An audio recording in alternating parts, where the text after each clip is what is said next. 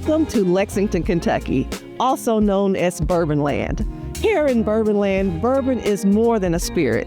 It's an art form. It reflects our limestone-rich land, our seasonal rhythms, and culture rooted in refinement and tradition.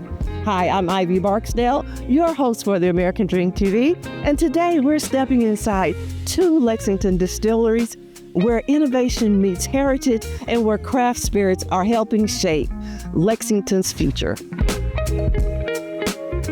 We'll start at Bespoken Spirits.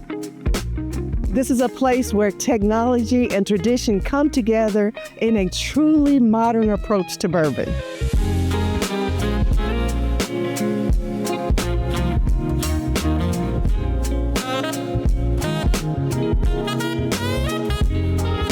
I'm here with Jared.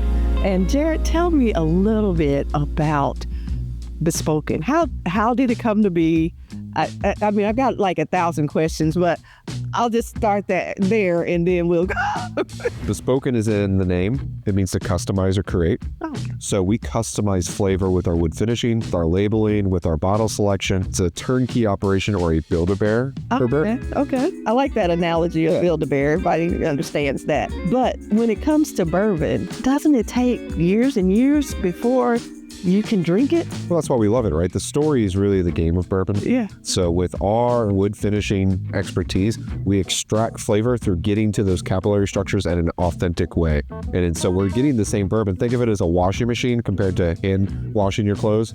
We're getting the same clean clothes. We're just getting to that clean clothes a lot faster. So our technology usually takes about 5 to 2 weeks, while a traditional distillery probably takes 6 to 12 months. Okay, so mind blown right off the bat, because the traditional sense says there's years of aging and all that. So how were you able to come into Kentucky with this product and be accepted as bourbon? So we start by sourcing traditionally aged bourbons, and we've gone from 2 years all the way up to 15 years as a starter piece. Then we dissect that and look for the chemical structure by individually separating those chemical compounds, and then we get to those flavors that people really enjoy, whether it be vanilla, whiskey lactone and coconut, dill. And the coolest part about all this is that we put a secondary finish, whether it be a Pinot Noir, whether it be a Cabernet Sauvignon, whether it be an X tequila, X rum. We really individually focus on flavor to dramatically change a good bourbon into an incredible bourbon. I felt like I was just in science class, and for me, the best way to understand something is to kind of see it. See it for itself. Could you show it? I would love to. Okay.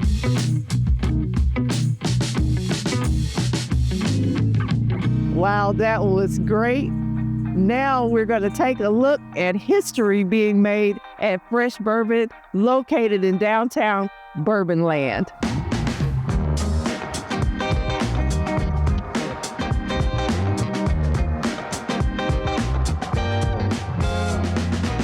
We're here with Sean and Tia at Fresh Bourbon. How in the world did you all get into bourbon? It started with Sean. Yeah, it was a dream. So actually we were in other businesses. Of course, we have construction and we wanted a product, Okay. and you went to sleep, had a dream, and it was bourbon or coffee. Okay. And I don't like coffee. Tia doesn't like coffee. Okay. So I would be remiss if I just did not mention that having Black owners in a bourbon industry is a bit of an anomaly. How did you know that you could make this work? Yeah, we really wanted to create our own product from grain to glass. So in doing that, we created our own recipe. We use corn, of course, by law, but 20% of our recipe is honey malt. And it's a grain that had rarely been used in the bourbon industry, and we're the only bourbon that uses it as our second primary ingredient. Because the taste was very important to us, but not only the taste, the experience. We wanted our guests to walk into a sophisticated, sexy environment where they can enjoy themselves however they like to. And the history part of it, we didn't go into it for that. Actually, we didn't even know that until we were already in the business. We won 2 gold medals for our product. We were, recognized by the Kentucky State Senate as the first African Americans to make bourbon in Kentucky since slavery.